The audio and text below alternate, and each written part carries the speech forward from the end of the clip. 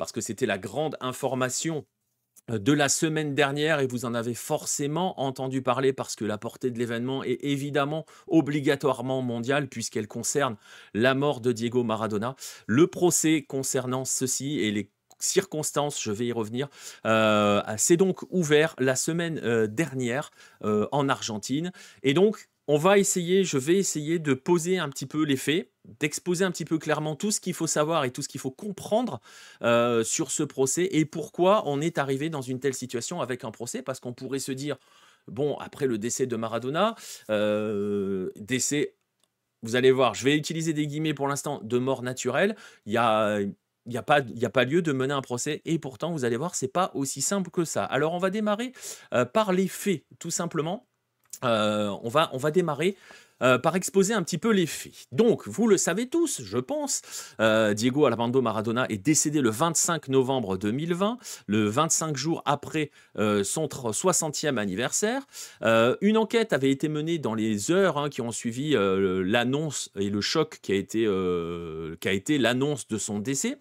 Il y avait eu une enquête avec forcément une autopsie, c'est toujours, c'est la règle dans ces cas-là, qui avait conclu, pardon, et exposé la cause finale du décès, et ce serait donc un arrêt cardio-respiratoire faisant suite à un œdème pulmonaire aigu produit par une insuffisance ventriculaire gauche aiguë. Je lis la déclaration, je ne suis pas médecin, insuffisance cardiaque, et je cite ces propos tenus par des experts qui ont analysé cela, dans un tableau angoissant de courte durée estimé à quelques minutes ou au plus à quelques heures. Voilà, tel est le tableau qui a été présenté dans les heures qui ont suivi le décès de Diego Maradona.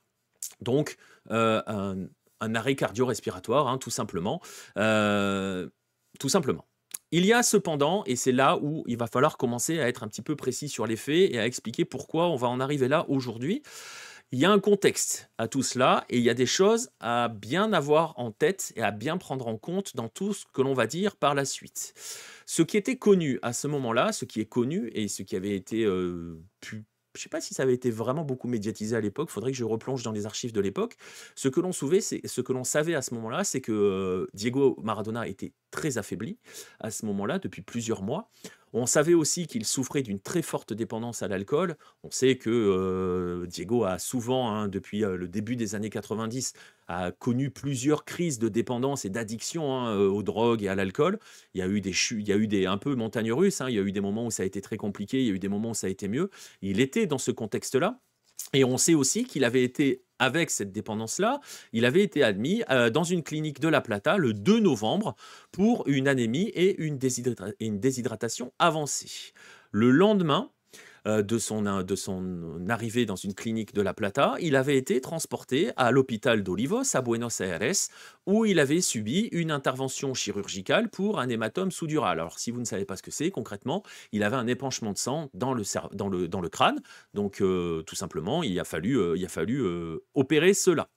Le 11 novembre 2020, soit 14 jours avant son décès, il sort de l'hôpital et c'est là qu'il est transféré dans une maison de la banlieue de Buenos Aires, dans le fameux quartier de San Andrés à Tigre, et c'est à cet endroit-là, dans cette maison-là, que Diego Maradona est décédé. Ça, ce sont les faits. Et vous allez me dire, bon, ça me semble quand même, c'est terrible, c'est comme ça, il y a quelqu'un d'affaibli qui est sous une dépendance, qui fait un arrêt cardiaque, ça arrive, il décède, voilà, ça arrive, forcément, oui, c'est la nature, et ça arrive. Et pour le coup, dans l'absolu, cette cascade d'événements est plutôt naturelle. Mais s'il y a un procès, c'est qu'il y a forcément un petit peu des zones d'ombre, et je vais y revenir. Parce que dans ce procès, plusieurs personnes sont concernées. Ils sont 8. Je vais vous montrer leurs images, on va en reparler dans un instant. Ils sont 8 à participer à ce procès. En fait, ils sont 7 à cette première partie du procès, et il y aura un 8e qui est une infirmière qui, elle, aura son procès à part. Je vais vous expliquer dans un instant pourquoi.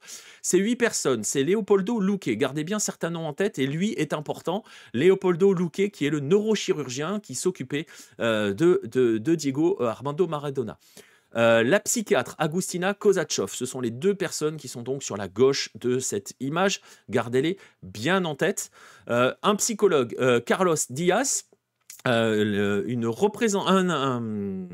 infirmier, Ricardo Almiron, ça ce sont les 4 premiers, et les 4 autres, Gisela Diana Madrid, c'est une infirmière, elle aura son procès à part parce que, pour une raison toute simple, hein, c'est qu'elle a demandé à ce que son procès se tienne devant un jury. Donc elle sera à part devant un jury.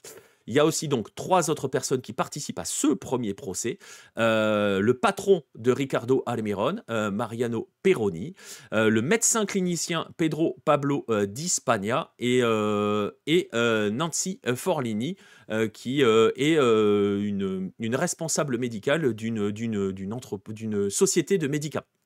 Voilà, ces 7 personnes-là, on met Gisela Diana de côté, Gisela Diana Madrid de côté, on garde les 7 autres, sont dans ce procès-là, et c'est eux qui vont passer devant les juges, que je peux vous mettre en image, et dont j'ai les noms, hein, si ça vous intéresse. Je ne sais pas si je dois vous envoyer plein de noms, mais bon, voilà, bref, gardez en tête que voilà, il y a ces 3 juges-là qui vont devoir décider si ces personnes-là, les 7 personnes qui sont ici, sont responsables d'un homicide involontaire. Et vous allez voir pourquoi on en est arrivé là. Parce que ils sont accusés d'avoir agi en connaissance des conséquences fatales possibles de leurs actions et de leurs omissions. En gros, autrement dit, tous savaient qu'il y avait possibilité que Diego Armando, que ce qu'il se passait autour de Diego Maradona finisse par entraîner le décès de Maradona. Aucun n'a agi pour empêcher cette cascade d'événements. Et je vais entrer dans le détail un petit peu plus derrière. Sachez que s'ils sont reconnus coupables de cet homicide involontaire, hein, disons-le comme cela, ils encourent des peines allant de 8 à 25 ans de prison. Sachez que ce procès était initialement prévu le 4 juin 2024, qu'il a été repoussé une première fois au 1er octobre, en sachant déjà, hein, le tribunal savait déjà que le 1er octobre, ça ne serait pas possible. Et pourquoi ça n'est pas possible? Parce que ce procès s'annonce absolument fleuve. Je vais vous donner quelques chiffres. On parle de 109 témoins qui vont passer, qui vont se succéder à la barre durant ce procès. On parle de 52 pièces à conviction qui vont être présentées et des centaines d'audios qui vont être écoutés, qui vont être diffusés. Donc c'est énorme. Selon des sources judiciaires qui ont communiqué avec Infobae, qui est un grand média argentin, la salle d'audience dans laquelle se déroule ce procès a été réservée jusqu'au 17 juillet. Ça vous donne une idée de la potentielle durée maximale que peut prendre ce procès. On pourrait donc être parti pour 4 mois de débats intenses. Gardez en tête, 109 témoins, 52 pièces à conviction, des centaines d'audios à écouter. Effectivement, ça peut prendre du temps. Et donc, vous allez me dire, mais pourquoi une telle ampleur? Pourquoi est-ce qu'on en arrive à un tel procès? Parce que, je le disais tout à l'heure, les derniers mois de Diego ont été entourés de plusieurs doutes et un voile très sombre, dirons-nous. Oui, c'est une folie, mais tu vas voir pourquoi c'est une folie. Et c'est là où on va plonger dans des choses assez rudes, quand même. Parce qu'il va être question dans cette histoire-là, franchement, d'un entourage toxique qui vient profiter d'une personne sous dépendance. Dans ce cas-là, c'est pas n'importe qui, c'est Diego Maradona, pour en tirer des profits. Et lorsqu'ils s'aperçoivent qu'ils ont passé un point de non-retour, ils vont essayer de se déresponsabiliser de tout cela. Et c'est en cela qu'ils sont accusés, parce qu'il y a eu des dernières heures qui ont été décrites par d'autres comme celles d'une agonie. Il y a d'autres experts qui ont ausculté le corps de Diego Maradona et qui disent que ce corps montre des signes. Alors ça va être dur, hein, ce que je vais dire, hein, donc accrochez-vous si vous êtes un peu sensible, qu'il a montré des signes indubitables d'une période d'agonie prolongée, de sorte que nous concluons que le patient n'a pas été correctement surveillé à partir de minuit 30 le jour de son décès. Ces experts-là parlent d'une dizaine d'heures d'agonie pour Diego Maradona, sans aucune personne pour venir l'aider. Il n'y avait personne à son chevet. Il n'y avait aucun moyen pour lui de prévenir qui que ce soit. C'est ce qu'ils décrivent aussi pour le procès. Là, au jour où on enregistre, ils ont présenté la maquette de la maison pour expliquer comment était la maison, comment était organisée la maison. Diego Maradona, dans son lit, n'avait rien pour appeler quelqu'un. Il n'y avait personne à son chevet à ces moments-là, dans ces nuits-là. C'est aussi pour cela que l'infirmier et l'infirmière sont présents à ce procès, parce qu'ils n'étaient pas là les 24 et 25 novembre. Et il y a tout un problème par rapport à ces dernières heures. Et justement, ce procès, c'est qu'il y a une suspicion d'homicide involontaire, je le disais, soit par négligence, soit par incompétence. On ne sait pas s'il y a on peut pas trop dire par préméditation parce que franchement, c'est pas franchement le cas, mais il y a des choses qui font quand même qui font un petit peu froid dans le dos. Et il va donc être question, durant ce procès, de retracer les derniers mois, les dernières semaines, les dernières heures. Qui porte plainte, c'est la famille de Diego Maradona. Ce sont les filles, le fils la dernière épouse qui porte plainte. Parce que vous allez voir, si vous voulez en savoir un petit peu plus sur ces éléments troublants, et si vous parlez espagnol, je le mettrai dans la description sur le replay et sur la partie de ce dossier-là. Il y a eu un extraordinaire document publié par Infobae sur YouTube. Le documentaire est sur YouTube qui parle des dernières heures justement et des derniers mois de Diego Maradona. Il faut parler espagnol. Je vais essayer de pas vous résumer parce que c'est très long. Il y a beaucoup de choses. Ça peut être un peu complexe, enfin pas complexe, mais j'ai pas envie de vous noyer dans plein de détails qui pourraient très vite vous perdre. Il y a beaucoup d'acteurs qui sont impliqués dans cette histoire-là. Sachez juste que dans ce documentaire, on voit à quel point l'entourage est toxique. On voit à quel point cet entourage-là, il y a un entourage toxique qui s'est mis en place, qui vit au crochet de Diego Maradona, qui le maintient pour certains sous dépendance, qui joue sur ses addictions. Et il y a notamment une personne qui passe son temps à lui donner de l'alcool et à lui donner de la drogue et tout pour le maintenir sous dépendance. On parle de quelqu'un qui est en addiction et la personne continue de lui amener des bières en continu. Donc on voit, ça parle de personnes qui utilise un Diego rongé par les addictions, qui cherche à tout prix à l'éloigner, à le couper de sa famille pour en garder le contrôle. Et il y a donc je le disais, quelques événements, quelques épisodes assez marquants dans cette histoire. C'est extrêmement douloureux à entendre, hein, Nostromo, c'est extrêmement douloureux. Tu vois ce qu'il y a derrière moi, hein, d'en parler, mais il faut en parler parce que c'est important. Qu'est-ce que je voulais dire? Donc, il y a la présence de cet homme-là, je ne donne pas son nom, qui le maintient sous dépendance et qui nourrit son addiction. Il y a aussi cette histoire de l'opération. Parce qu'au moment où Diego va entrer à l'hôpital pour aller être opéré de cet hématome sous-dural, la famille demande à ce qu'il soit interné, à ce qu'il soit envoyé en cure, un petit peu comme ça a été le cas par le passé. Et là, il y a tout un jeu mené par certains médecins, et notamment Leopoldo Luque, pour justement, et je cite entre guillemets, ne pas le perdre. Donc, il ne faut pas que Giannina, la fille, et son entourage puissent récupérer Diego. Ils ne veulent pas le perdre. Il y a des échanges WhatsApp, il y a des audios dans ce documentaire, vous allez les entendre. Je pense qu'on en entendra quelques-uns pendant le procès, je pense qu'on en entendra d'autres, parce qu'à mon avis, il y en a beaucoup dans ce genre-là, parce qu'ils ont été très loquaces dans les échanges WhatsApp, et c'est des échanges qui remontent sur plusieurs mois avant le décès, qui remontent jusqu'au mois d'avril, donc vous voyez qu'on est loin avant.